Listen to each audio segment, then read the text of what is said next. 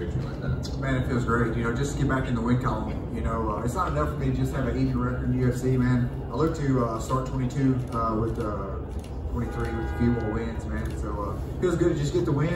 I thought I'd finish him earlier. You know, I dropped him there in the first, and I just got a little bit excited. You know, it's been a while since I dropped somebody, and I think I just got a little excited. But was able to get the finish, and I hope you guys were pleased. You said in your post-fight interview that you felt flat in the beginning, but you just said you also dropped him like in the first round, and you dropped him in the second round too. Right. I just want to explain that. So it's been a while since I dropped somebody. What I mean by flat is I dropped him, and then I think I just got real emotional, got real, the adrenaline got to me, and I wasn't able to think clearly, and got my adrenaline up, and just, I felt flat, you know, but between the second and the third, I looked at my coaches. My coach was like, "You're a dog, man." I was like, "That's right," you know, and I kind of woke back up and was able to get the finish. And I believe this is your 7th on triangle win of your career, so what is it about that submission that, you know, you just, when you latch on, it's a wrap? Well, more importantly, you think these guys would figure it out and then figure out how to defend it, you know, but man, that's my move. It's a great move for MMA, and I'm not leaving it anywhere. Did you get to do any work at Glory MMA this camp? Oh man, I knew you guys were gonna ask this. Yeah, I worked a bit down there. You know, James wasn't there.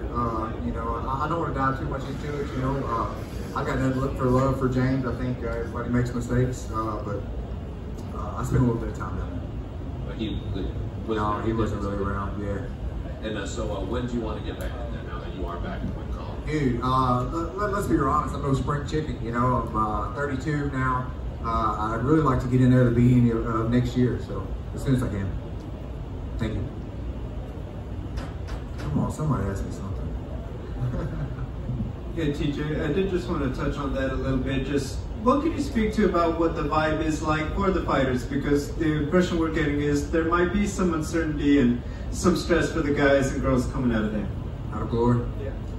Oh man, I knew these questions were coming, and I want to answer them the best of my ability. I want to first say, you know, from my opinion, you know, James has been nothing but good to me, but I think, golly, it's really a tough environment there right now. I want to be real honest with you, man.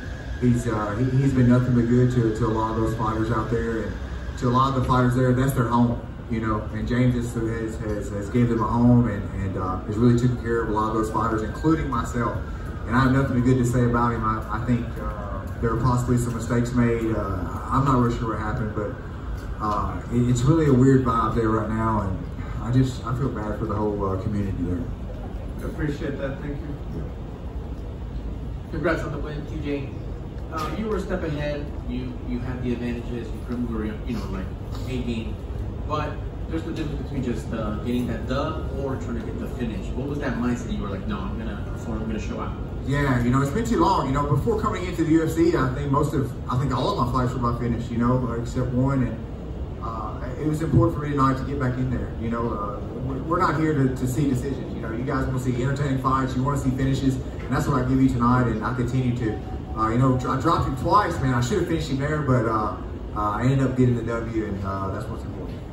You've come a long way. You know, we've seen you evolve. 32 still good. Sprint chicken or nice, still good.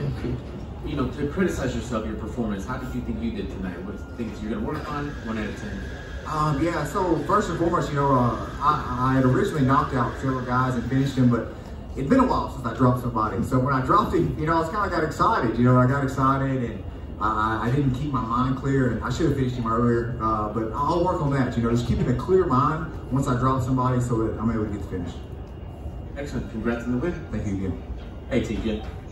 You're a submission specialist and got the choke tonight, but with those headshots and dropping him, did it feel good to cover him right in the noggin, or did you get more satisfaction out of finishes by ground game? That's a great question. You know, my statistics would tell you I'm a submission fighter, you know, but man, there's no better feeling than dropping somebody, dude. You know, I dropped him twice. I just got so excited, you know, when it happened. It'd been a while, and that's something I'll work on next time, to keep my composure after I drop them and get the finish with my hands. That's well done, sir. Thank you, sir. Good. TJ, congratulations again. You obviously have a lot of time left, and you want to do a lot more things, but how much do you think about legacy, what you want to leave in this sport, and you know, when it's all said and done, what you want on the tombstone? You know, I want to first and foremost, you know, one of my guys in my corner, Kyle Thompson's the upcoming fighter. You know, one thing that's big for me is setting a good example. Setting a good example for the upcoming guys in our gym, and also for my son. You know, my son being 11 years old, he was in the crowd tonight. I want to set a good example, you know. I didn't come from much, you know, just I hate to say it, a little trailer park trash kid, you know, and to go from that to here on the big stage, winning some fights, and hopefully to put some hope in some people, you know, and hopefully I set a good example, having good sportsmanship, going up there and fighting like a dog. You mentioned son being there. What does he think of, you know, after the fight? How does he talk about it to you? What does he say? Dude, I can't wait to get him. I wish he was here right now. You know, he's a UFC fan, you know, and to just be here is huge for him. So I just can't wait to see him and see what he felt about the fight.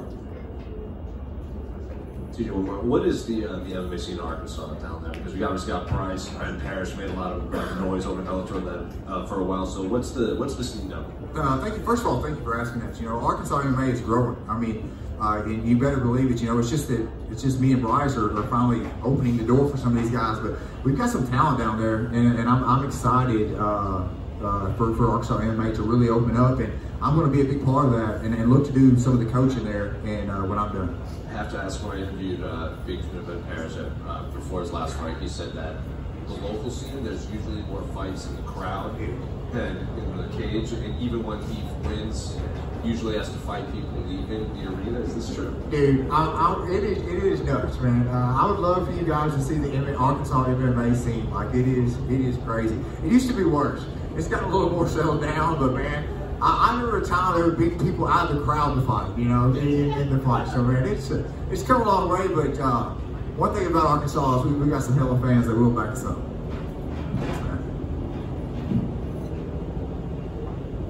Man, thank you guys. Appreciate y'all.